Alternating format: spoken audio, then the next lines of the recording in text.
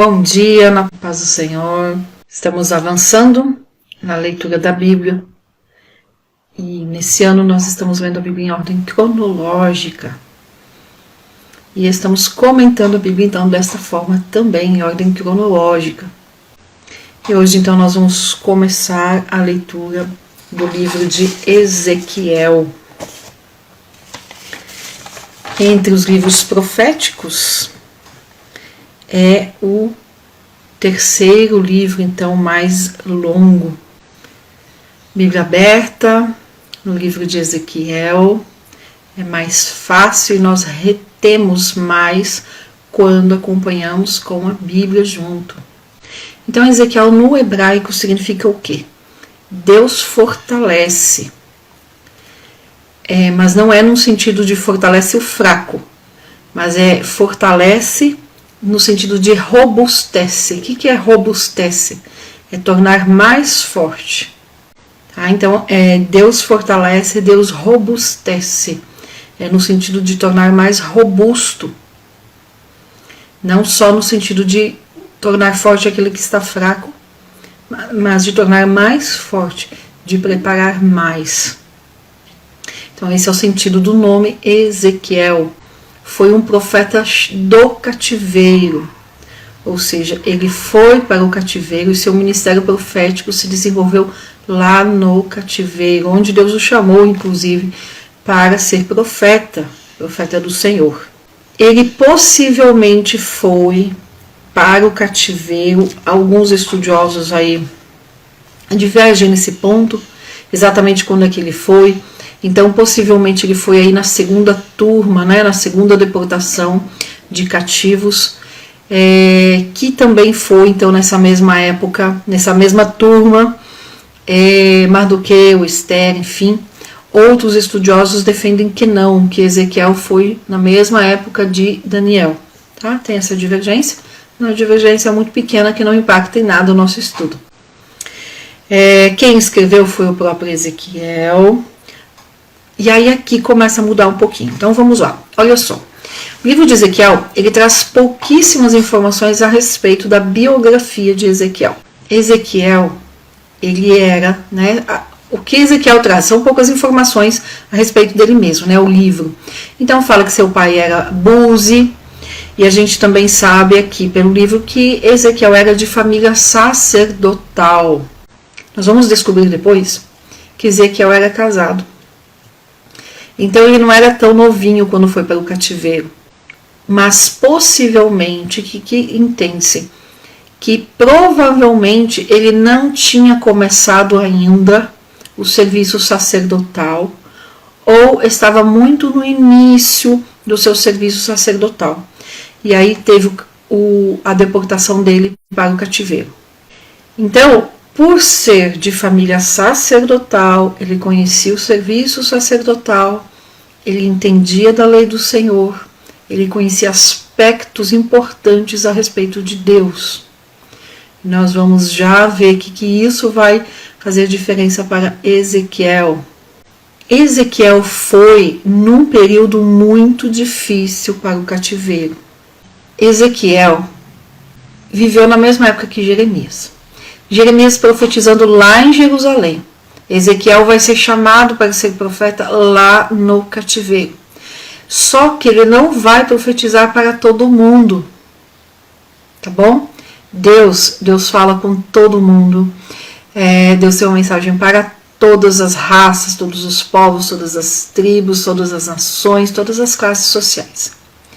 Mas Deus também trabalha, e isso é fenomenal no livro de Ezequiel. Se vocês observarem, eu coloquei em cima só Ezequiel, eu não coloquei os capítulos de hoje. Na leitura de hoje é do 1 ao 4.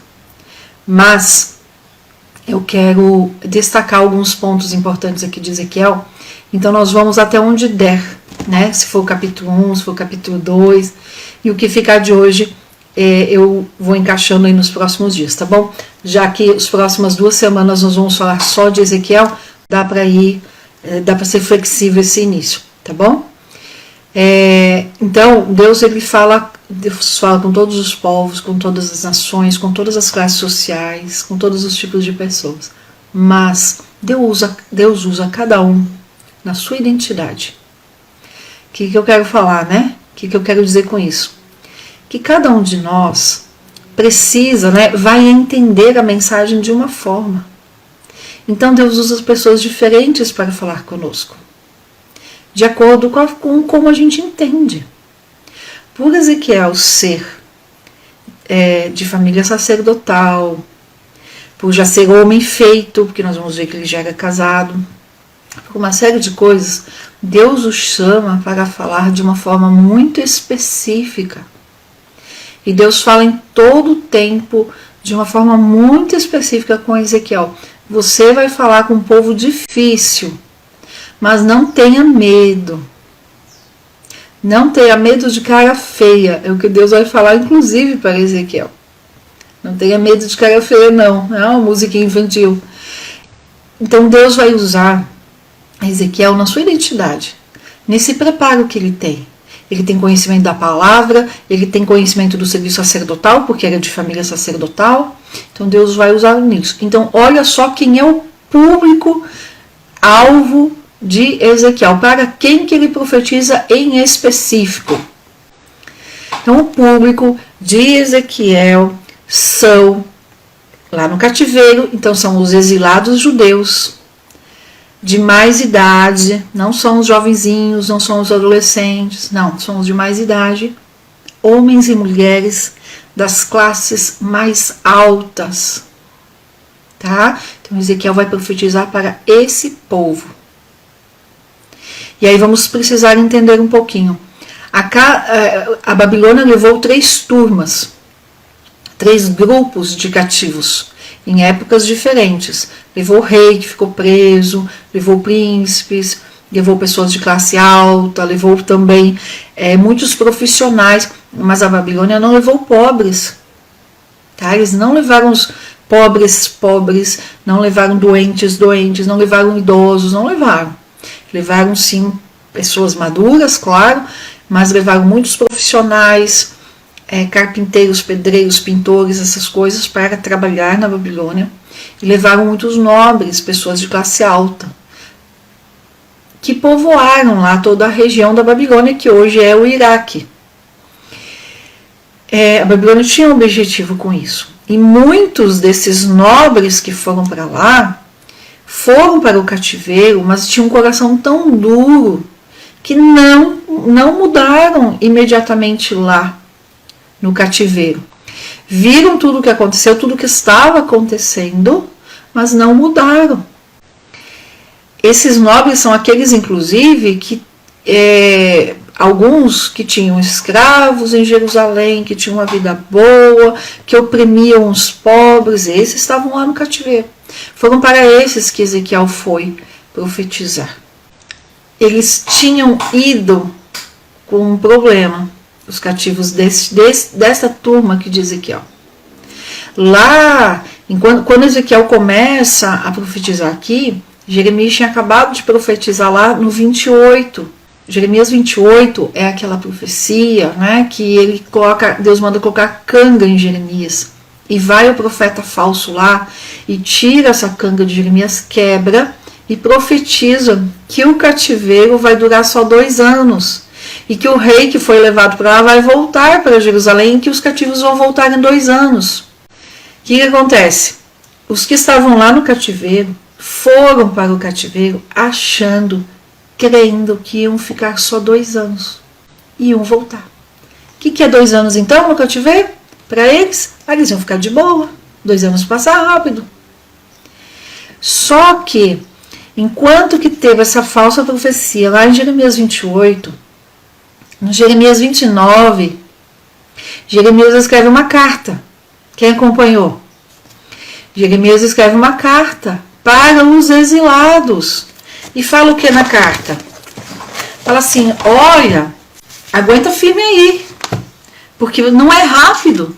Estão falando que vai ser rápido, mas não é, tá bom? O cativeiro aí vai durar, vai demorar muito. Aguentem firme, sejam fiéis a Deus, né? A carta de Jeremias aos cativos da Babilônia. Então Jeremias manda esta carta lá para a Babilônia. E aí Ezequiel sabe dessa carta, toma ciência dessa carta, obviamente, e aí com base nessa carta, né, com essa consciência disso, e sabendo de tudo que Deus estava falando, então este é o cenário que Ezequiel então é chamado para profetizar. Com a consciência disso tudo, vendo tudo que está acontecendo. Ezequiel não viu a queda de Jerusalém com seus próprios olhos, do jeito que Jeremias viu. Mas nós vamos ver no decorrer da leitura de Ezequiel que Deus mostra para Ezequiel exatamente a queda de Jerusalém. Então ele não vê com seus próprios olhos, mas ele vê em visão. E isso também o deixa ali aflito. O que eu quero chamar a atenção para o livro de Ezequiel. Quem entende o livro de Ezequiel vai entender Daniel e vai entender Apocalipse. Isso significa que a gente vai ler Ezequiel agora e vai entender depois? Não, não significa isso. Sabe o que significa? Significa que é um livro difícil. Significa que tem partes do livro de Ezequiel que a gente precisa realmente estudar, ir atrás, ler no hebraico para quem sabe, os estudiosos. Vai precisar ver dicionário bíblico, vai precisar entender alguns termos. Então é um livro difícil. Nós não vamos comentar o livro aqui e sair dessas lives sabendo tudo de Ezequiel. É um livro que exige muito, assim como Daniel, assim como Apocalipse. Tá bom? Então, nós vamos fazer o quê?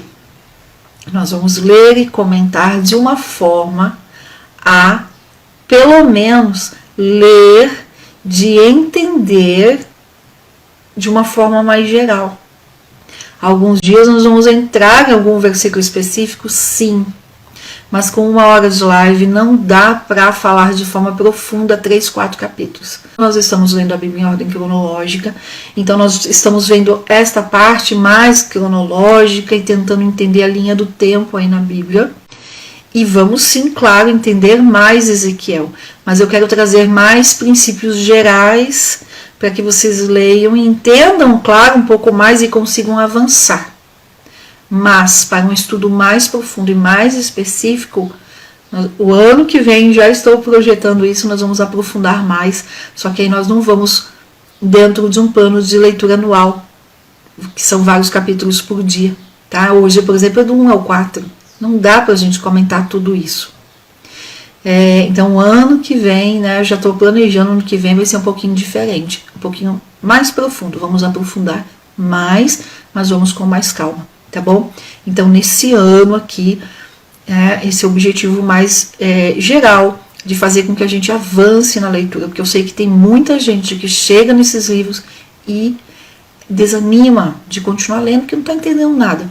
E o livro de Ezequiel é um livro muito, muito, muito difícil. Como eu disse, quem entende Ezequiel vai entender depois Apocalipse, vai entender Daniel, porque é um livro muito difícil. E ele faz essa passagem muito importante para colocar os nossos olhos na eternidade.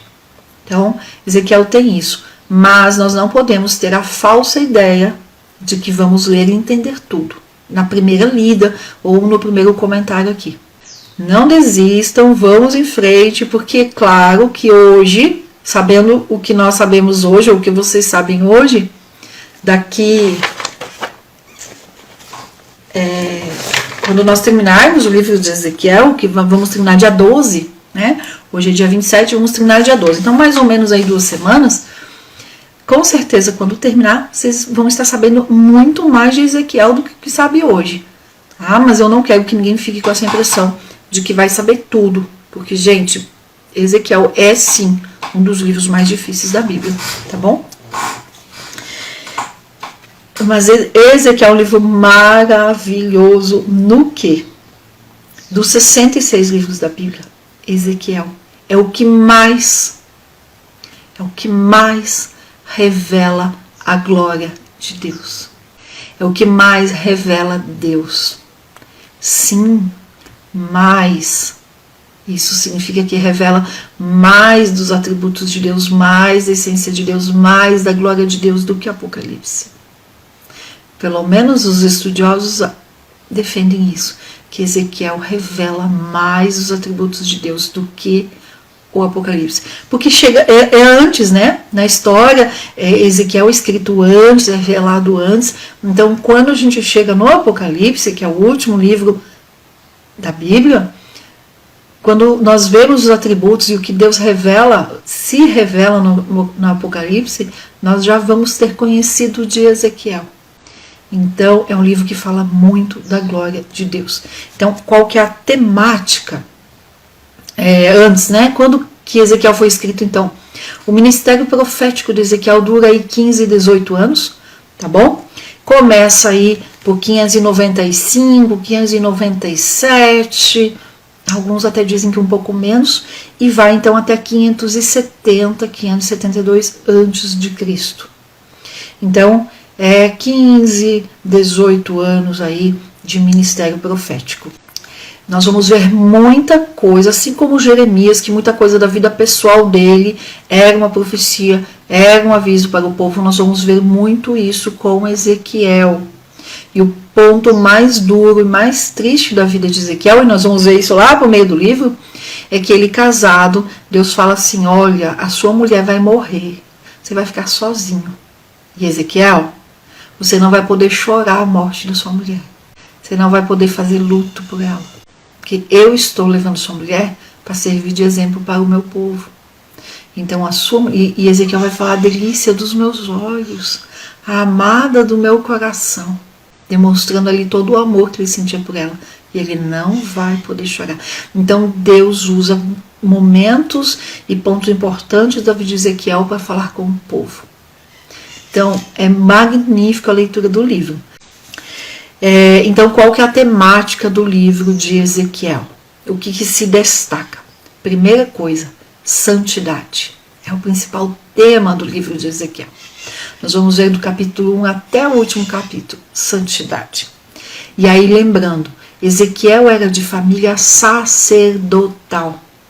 Ele conhecia os aspectos da santidade de Deus. Ele conhecia o que era preciso para estar na presença de Deus. Ele tinha conhecimento disso.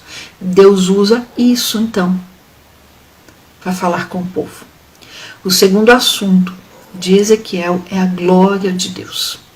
A pessoa que mais viu a glória de Deus antes foi Moisés. E a gente poderia dizer que foi Isaías também. Isaías também viu, principalmente lá, né, quando Isaías tem ali a sua boca, né, que a brasa encosta ali, mas Isaías viu pouco em relação a Ezequiel. Então, o que mais viu antes de Ezequiel foi Moisés, a Ezequiel e depois João no Apocalipse. E Ezequiel traz algo importante que chama de a novidade. Muitas versões da Bíblia ele vai chamar de a novidade de Deus, que é o quê? Que é a parte da restauração de Israel, que é a restauração do povo de Deus, a restauração de Jerusalém. É a última parte ali de Ezequiel, os últimos 12 capítulos, mas ele vai trazer isso. Então são os 3 temas principais de Ezequiel: santidade, a glória do Senhor e a novidade de Deus. Isso mesmo, no Isaías 6. Mas o que Isaías vê ali no capítulo 6 de Isaías é muito pouco diante do que Ezequiel vai ver. Ezequiel vê a glória de Deus de uma forma muito mais frequente e muito mais forte. E nós, ao lermos e estarmos com a nossa vida diante do altar, nós vamos sentir aqui também a glória de Deus. Não vamos ver como Ezequiel, mas vamos sentir. Amém? Então, atributos de Deus. Lembrando, a Bíblia não é para nós, para o nosso, né, aquele pronto-socorro da alma que muita gente fala. Não, a Bíblia é para revelar Deus e revelar o plano da salvação, como segundo aí o objetivo da Bíblia. Então, nós devemos ler a Bíblia querendo ver Deus, o que Deus está revelando para nós. Em Ezequiel mostra o quê? Mostra um Deus redentor, santo, glorioso, salvador, Senhor, Rei de toda a terra, soberano sobre todas as nações e fiel às promessas que ele faz. Em Ezequiel nós vamos ver um Deus fiel, um Deus que cumpre as suas promessas. Amém? Tem 3 livros nessa categoria, então, né? Que é um livro profético e livros mais difíceis. Nós já vamos ver isso. Que é, em primeiro lugar, Ezequiel, depois Daniel e depois o livro de João, o livro de Apocalipse.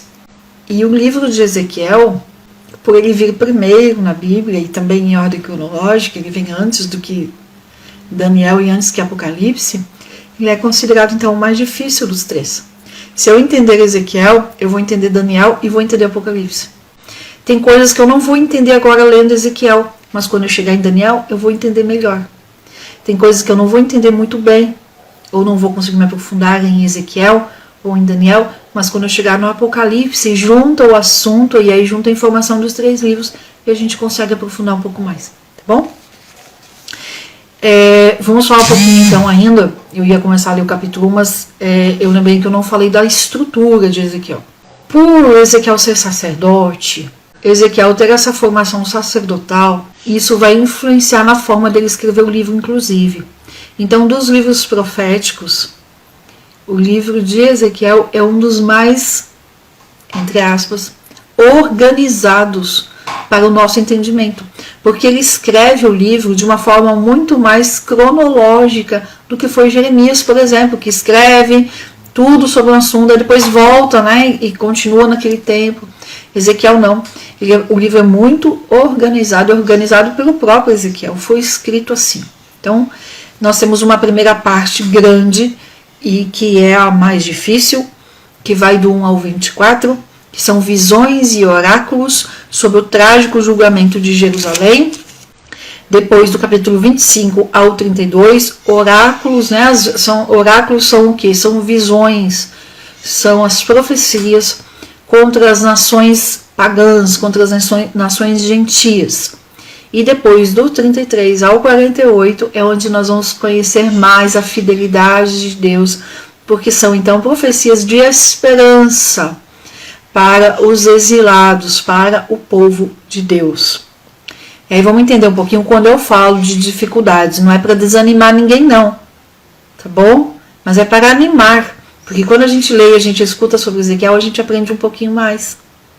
Façam esse teste, me falem depois no final da leitura do livro se vocês não vão terminar sabendo mais do que quando começaram, ou seja, mais do que hoje, tá bom? Por que é um pouco mais difícil, né? Porque é um livro profético e muito dessa parte profética de Ezequiel é escrita de forma poética. Então, para nós, gente, nós não estamos acostumados com poesia. E na poesia tem muitas expressões que a gente não usa no dia a dia, então por isso que fica mais difícil. E aí junta a parte profética do livro com a parte poética, aí já fica mais difícil para a gente, porque nós não estamos acostumados com vocabulário profético e vocabulário poético. Então aquela compreensão simples que a gente teve de Jeremias, nós não vamos ter em Ezequiel. E muitas vezes, além de ser difícil, pode ser que seja até inacessível para quem não está acostumado. E aí precisa da ajuda de estudos. Precisa de ouvir lives, vídeos, estudos, para conseguir absorver um pouco mais. O livro, então, de Ezequiel tem vocabulário, olha só, profético, poético, muitas metáforas, muitas personificações, enigmas, alegorias e também parábolas. E como eu disse, a sua vida pessoal, né, vai servir então de mensagem também ali no ministério profético. E aí eu já dei o exemplo de quando ele ficou viúvo, que Deus falou que ele não ia poder chorar e nem lamentar ali a morte da esposa. Tá bom? Então é um livro difícil sim, mas isso não significa impossível. E nós vamos avançar nele, tá bom? Vamos então para Ezequiel, capítulo 1, todo mundo com a Bíblia aberta. Então, no capítulo 1, é a primeira visão de Ezequiel. E tem uma mensagem muito importante aqui, né? Por mais que talvez não dê tempo da gente entrar em cada detalhezinho, porque tem versículos aqui que seria 1 hora de estudo só em cima de um versículo, mas em todos os capítulos nós vamos ver algo, Deus revelando algo. E hoje, se eu ficar só no capítulo 1 e no 2, já está assim, vai ser excelente, porque tem uma mensagem muito poderosa de Deus aqui no capítulo 1 para nós hoje. Então, olha só, capítulo 1 nós temos, né, a primeira visão de Ezequiel, a primeira visão dos querubins. Tem a visão de Ezequiel que ele teve aqui no início, já vamos falar. Depois tem a visão dos 4 seres viventes, a visão das rodas e, por fim, Ezequiel vê a glória de Deus. Então, aconteceu no 30º ano, no 4º mês, no 5º dia do mês, que estando eu entre os cativos junto ao rio Quebar, os céus se abriram e eu tive visões de Deus. Então vamos entender. Primeira coisa, não há um consenso do que significa exatamente esse 30º ano que está aqui, ao que Ezequiel se referia. Mas o que é mais comum é que ele se refere, nesse 30º ano, ao 30º ano do Império Babilônico. Porque se for olhar, 30º ano do quê? Não é 30º ano do rei em Jerusalém, em Judá. Porque Josias tinha morrido em 609, o primeiro rei depois, o filho dele que foi rei primeiro, foi rei só 3 meses, depois veio outro que também foi levado cativo, então não tinha como ser 30º ano de algum rei de Judá. Então o que se aproxima, o que bate com uma diferença de meses aí, é que seja o 30º ano do Império Babilônico. Versículo 2. Então, o primeiro versículo, ele situa, para não deixar dúvida nenhuma, onde ele estava quando começou a receber visões de Deus. Então, é muito claro, ele estava onde? Ele estava lá, junto aos cativos. E em que lugar? Junto ao rio Quebar. Então, veja, né? Nós precisamos entender uma coisa. Quando o rei da Babilônia, quando o exército babilônico levou os cativos, nas 3 deportações, ele levou, como eu disse na introdução hoje, nobres, pessoas de classes altas e profissionais e também muita gente da família sacerdotal. Levou esses 3. Não levou pobres, né, aqueles muito pobres, não levou os que estavam assim muito debilitados ou por doença ou pela idade. Por quê? Porque de Jerusalém até a Babilônia, em linha reta, são 750, 800 quilômetros. Mas ninguém vai, naquela época ainda mais, né, linha reta é só avião. Então a distância de Jerusalém até chegar na Babilônia, calcula-se que seja algo em torno de 1.300, 1.350 quilômetros. Então não tinha como eles levarem os muito doentes e nem os que estavam com a idade muito avançada, porque senão não ia aguentar andar. Vimos isso em Jeremias. É da mesma época, né? Viveram na mesma época. Então, quando esse povo chegou na Babilônia, Nabucodonosor não prendeu esse povo lá na prisão. Eles não ficaram presos numa prisão. A não ser os 2 reis que foram, eles ficaram presos. Mas o povo em si não. Os profissionais que foram levados para trabalhar nas suas profissões. Pedreiro, carpinteiro, enfim. O Nabucodonosor levou eles para trabalhar. E os nobres que foram levados para servir a Babilônia, mas foram colocados para morar em diversos locais. Eles não ficaram exatamente ali no palácio do rei. Veja, Daniel e seus amigos foram colocados para quê? Para trabalhar no palácio, para servir ali. Os nobres, eles foram alojados em vários locais, ali ao redor do palácio, em cidades ao redor. E hoje é a região ali do Iraque. Então, há uma divergência de que ponto exato era que eles estavam morando perto do rio Quebar, mas as divergências, assim, entre 100 e 300 quilômetros de onde o rei ficava, tá bom? Então era um pouco distante lá do centro da Babilônia, não era tão perto. Só que como fica difícil, né? O que eu falei, né? Ezequiel estrutura o livro de uma forma cronológica muito excelente, muito boa. Em todos os capítulos ele situa muito bem o tempo, onde está. Então ele situa para a Babilônia, para quem está na Babilônia, e aconteceu no 30º ano, então é para a Babilônia, e no versículo 2 ele vem e situa então para os judeus. E ele fala no 5º dia do mês, que foi no 5º ano do cativeiro do rei Joaquim. Então, exatamente nesse tempo, estava acontecendo lá Jeremias 28 e 29, ao mesmo tempo, tá bom? E aí vem a questão que eu falei, que quem foi para o cativeiro estava com aquela profecia dos falsos profetas de que o cativeiro ia durar só 2 anos. Só que aqui, quando ele fala no 5º ano do cativeiro do rei Joaquim, então já eram 5 anos que Ezequiel estava no cativeiro. E quem foi com ele também já estava há 5 anos no cativeiro. Então pensa a cabeça dessas pessoas. Foram com a condição de que, né, com a crença de que iam voltar logo do cativeiro. E daí já tinha passado 5 anos. Então pensa aí na cabeça como é que tá a fé, como é que tá tudo, né? Vamos para Ezequiel 1 e 3. No 5º dia, no 5º ano do cativeiro de Joaquim. Versículo 3, a palavra do Senhor veio expressamente a Ezequiel, o sacerdote. Então dá a entender que ele já tinha iniciado o seu serviço sacerdotal em Jerusalém, mas foi interrompido pelo cativeiro. Se tinha começado, estava muito novinho ainda, muito no início ali do seu serviço sacerdotal.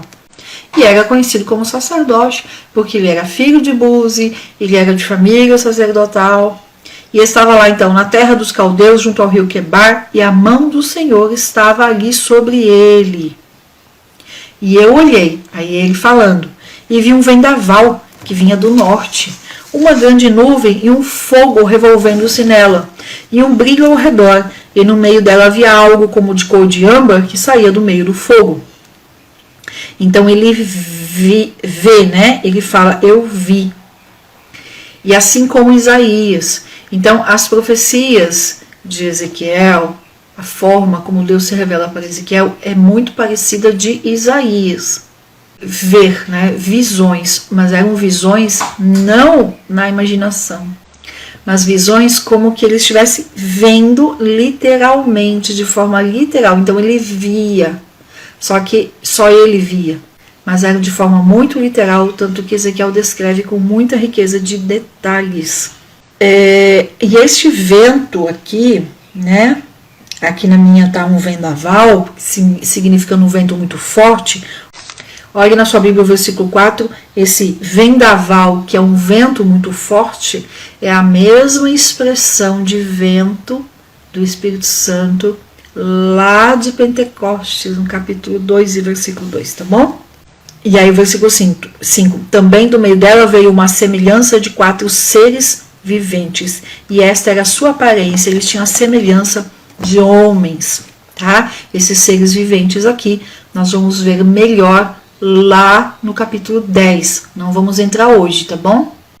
E a expressão no original é a mesma expressão de Atos 2 e 2, que foi quando teve a descida do Espírito Santo. E nós já vamos ver por que aqui.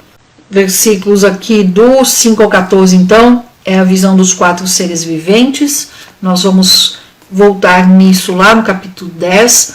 Então, tem muitos pontos de Ezequiel, das suas visões, que são incomuns nos capítulos. E nós vamos comentar melhor ou um pouco mais quando chegarmos na segunda ou na terceira citação. Então, aqui, desses seres viventes, essa visão nós vamos lá comentar no capítulo 10. Aí depois a visão dos 4 seres viventes, nós temos a visão das rodas, versículo 15.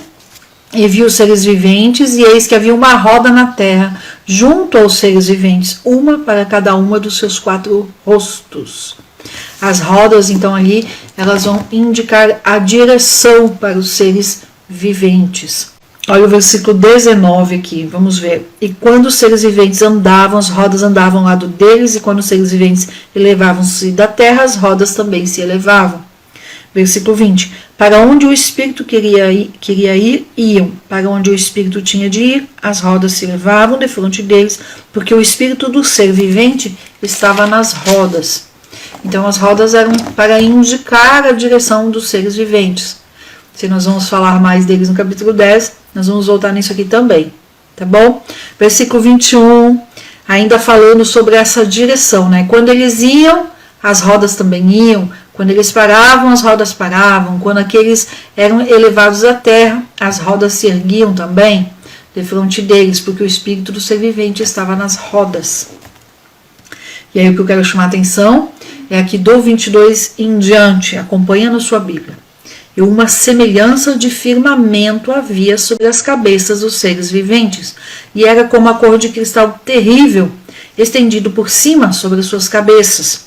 E debaixo do firmamento estavam suas asas direitas, uma na direção da outra. Todos tinham duas que cobriam o seu corpo de um lado, e todas tinham outras duas que cobriam os corpos deles do outro lado. E andando eles, ouviu o ruído das suas asas, como o ruído de grandes águas, como a voz do Todo-Poderoso, uma voz de tumulto, como o estrépito de um exército. Parando eles, abaixavam suas asas. Então tudo isso Ezequiel estava vendo, o vento vindo e trazendo essa imagem para ele. E ouviu-se uma voz ao firmamento que estava por cima de suas cabeças, quando eles paravam e abaixaram suas asas. E por cima do firmamento, que estava acima das suas cabeças, havia algo à semelhança de um trono, com a aparência de uma pedra de safira, e sobre essa espécie de trono havia algo semelhante, com o parecer de um homem no alto sobre ele. Veja, com a aparência, porque não existe palavras humanas, nosso vocabulário, para descrever Deus, a glória de Deus, para descrever qualquer coisa que se refere a Deus. Não existe vocabulário humano. Então nós vamos ver muito isso em Ezequiel, com a aparência, semelhante, parecido. Sabemos que nós, enquanto estivermos aqui, se vermos Deus, nós morremos, nós não aguentamos a glória, a santidade de Deus. Então, é vislumbre. E vi como a cor de âmbar, como a aparência do fogo pelo interior dele, ao redor, desde o aspecto dos seus lombos e daí para cima, e desde o aspecto dos seus lombos e daí para baixo. Eu vi como a aparência de fogo. Então, tudo assim, aparência de fogo. Eu vi como a aparência de fogo, e ele tinha um brilho resplandecente ao redor dele. Veja bem, que eu já vi gente dizendo que Deus estava vestido de fogo, com base nisso aqui. Não está escrito que Deus estava vestido de fogo, tá bom? Não está escrito isso. Está escrito como a aparência.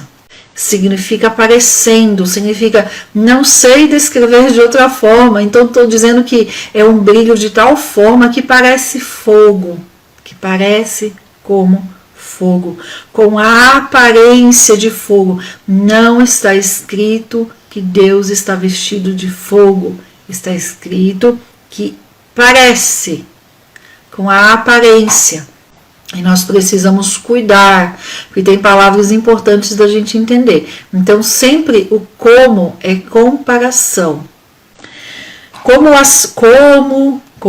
Em Ezequiel nós vamos ver muito isso, que não tem como descrever Deus, não existe vocabulário. E mesmo, o que Ezequiel viu é vislumbre de Deus, porque Deus não se revela aqui na terra de uma forma completa, isso é só na eternidade. Como o aspecto do arco que aparece na nuvem no dia da chuva, assim era o aspecto do brilho resplandecente ao redor. Esse era o aspecto, versículo 28, esse era o aspecto da semelhança da glória do Senhor. Semelhança da glória do Senhor. Porque não tem como o ser humano ver a glória do Senhor de forma plena enquanto estiver aqui nessa terra. E aí leia na sua Bíblia o versículo 28, o que acontece com Ezequiel quando ele vê isso. E quando eu vi isso, caí sobre o meu rosto e ouvi a voz de quem falava. E o quem, né? A voz de quem tem com letra maiúscula, já identificando que era Deus. E aí Ezequiel viu algo aqui, o arco-íris, né? Esse arco é o arco-íris. Veja como está na sua Bíblia, algumas versões falam diretamente arco-íris, do mesmo jeito que João vê lá em Apocalipse 4. Tá? Então, Ezequiel, né, na verdade, Apocalipse está com muita referência de Ezequiel, né? Traz muito, linka muito aqui em Ezequiel. Apocalipse veio depois. Por isso que a gente lê um versículo, a gente não pode tirar a conclusão dele, principalmente aqui em Ezequiel. A gente precisa ler todo o contexto para poder captar melhor, então, o que significa. Deus se revela onde Ele quer, do jeito que Ele quer, da forma como Ele quer, para quem Ele quer. O povo aqui, Ezequiel, já que foi revelado para ele, Ezequiel era de família sacerdotal, mas ele não estava nem com vestes sacerdotais. Ele não estava no templo do Senhor. Ele sequer estava em Jerusalém ou em Judá. Ele estava onde? No meio de um povo ímpio, lá na Babilônia. Não importa se é o rio Quebar, que foi onde ele teve essa visão, era a 100 quilômetros da Babilônia ou a 300 quilômetros, como alguns estudiosos defendem. Não importa. Ele estava lá, no lugar do domínio babilônico, povo pagão. Ele estava no meio dos cativos, e nós vamos ver no capítulo 2 e no 3, que ele não só estava no meio de um povo pagão, que era a Babilônia, mas ele também estava no meio do povo judeu, de dura serviço, de coração duro, um povo ruim. Esse povo, no meio de onde ele estava, que é essa alta sociedade de Jerusalém, que foi levado cativo, era um povo ruim. Não importa onde ele estava, mas ele estava à disposição de Deus. E Deus se mostra para ele, trazendo isso para a gente. Deus se revela em lugares comuns. Deus se revela para nós no dia a dia. Aqui não fala que foi num sábado, que foi num dia de festa, que foi num dia que Ezequiel estava consagrado. Não. Deus se revela onde Ele quer, do jeito que Ele quer. Deus se revela nos lugares comuns da vida, à beira de um rio, num dia comum de Ezequiel. Ali, perto de onde ele estava morando, da sua nova casa, ali pertinho do rio Quebar. Lugar comum, de um jeito sobrenatural, mas o que eu quero tirar desse capítulo 1 é: Deus se revela nos lugares comuns da nossa vida. E Deus usa na identidade de cada um de nós. Deus usou Ezequiel porque Ezequiel era sacerdote, tinha um preparo, tinha um vocabulário específico, porque ele era diferenciado de classe sacerdotal, então ele tinha um conhecimento, ele tinha um vocabulário mais profundo, e Deus o usa para falar com o povo, com a classe alta, com os mais maduros, com os anciãos ali que tinham ido para a Babilônia. Deus o usa assim.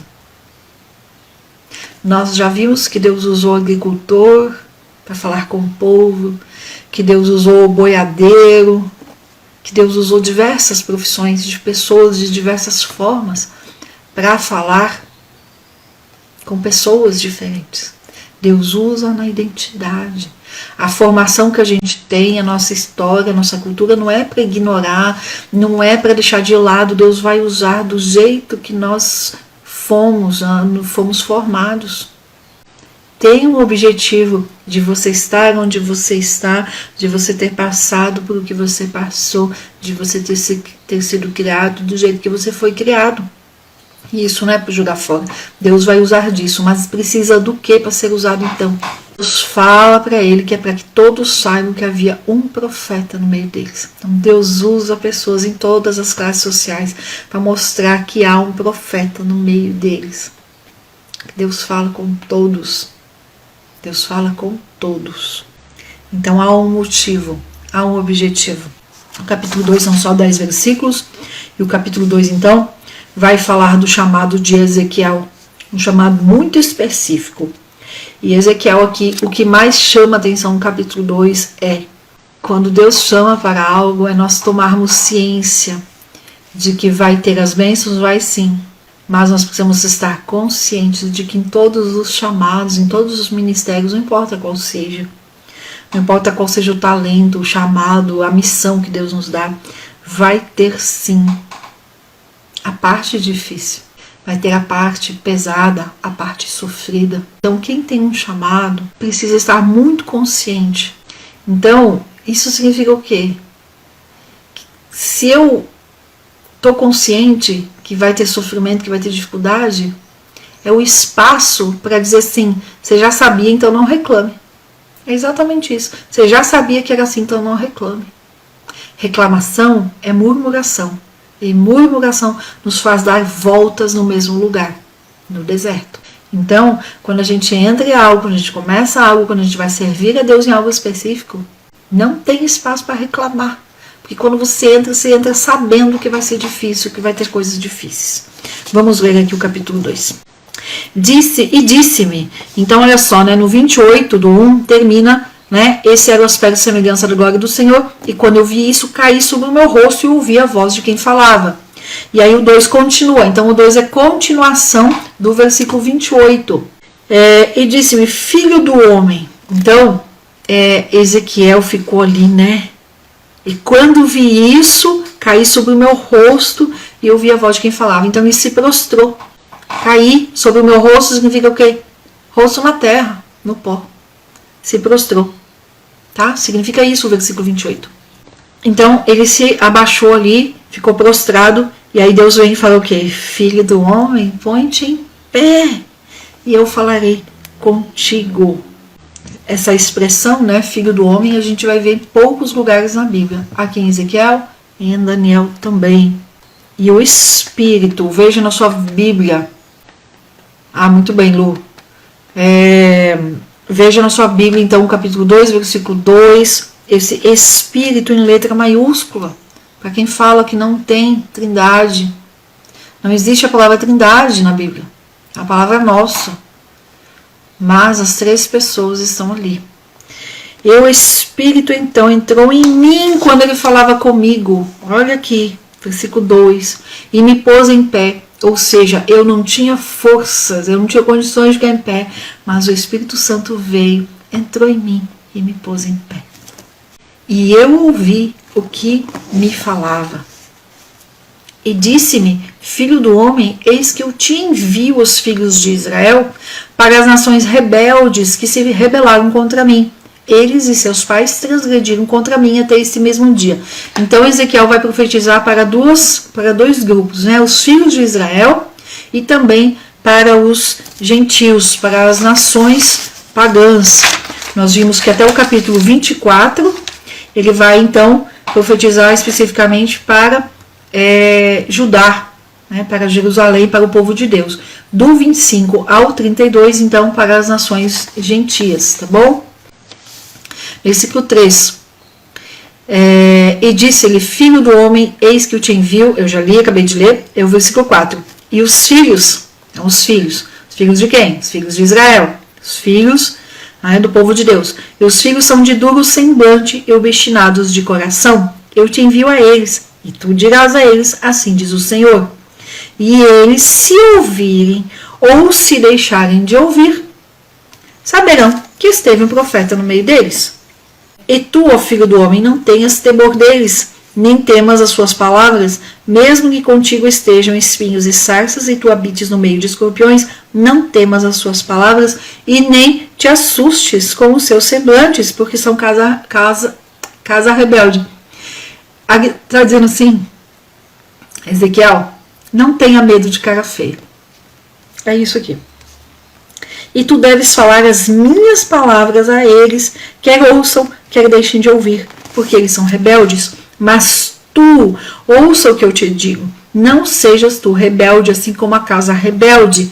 Abre a tua boca e come o que eu te dou. Então, comer o quê? A palavra do Senhor.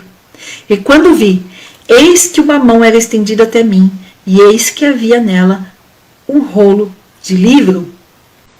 E ele estendeu-o diante de mim, e estava escrito por dentro e por fora, e estavam escritas nele lamentações e aflições e ais.